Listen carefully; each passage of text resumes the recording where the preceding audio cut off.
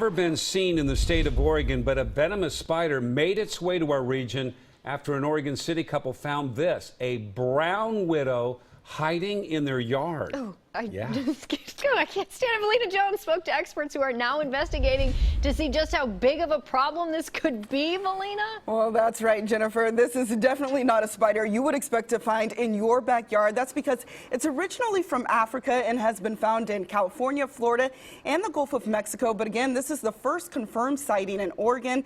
Because we don't have a lot of venomous spiders in our area, only the black widow. If there are more brown widows found and they're able to survive the winter, which is the key, experts say it could double the amount in our region. This creepy crawler is what an employee at Axiom Pest Control found while he was off the job under his own barbecue grill. The orange hourglass and spiky egg sac tipped off the man who brought it into his boss to identify. And so in this case, I mean, this widow had already had an egg sac and it was inside the jar as well.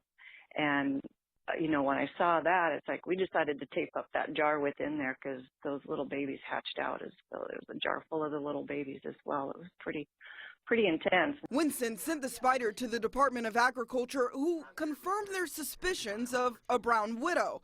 Entomologist Joshua Flatch's team searched the Rivercrest neighborhood. While he didn't find any more of the venomous spider, the search isn't over. I personally find it hard to believe that it's the only spider in the area.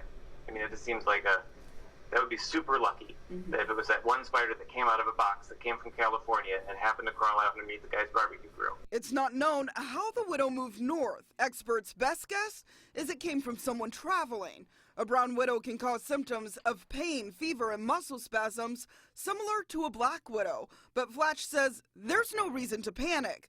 They just want to make sure it's not in your backyard next. This is the one known and one egg sac that was found by the owner. You know, so next spring, are we going to go find them? Did they overwinter? Because that'll be a key important factor in what kind of problem this might pose for the region. Now, again, this message is not to panic, but to be cautious. If you think you have spotted a brown widow, you should contact the Department of Agriculture. And of course, we will put that information on our website, coin.com. Don't panic, Melina. You know me well enough. I'm over here already panicking. Me too. Me too. I got to tell you, I'm arachnophobic. Yeah. I mean, it was a tough one. Tough story. Thanks, Melina. Yeah, thanks, Melina. I think. Well.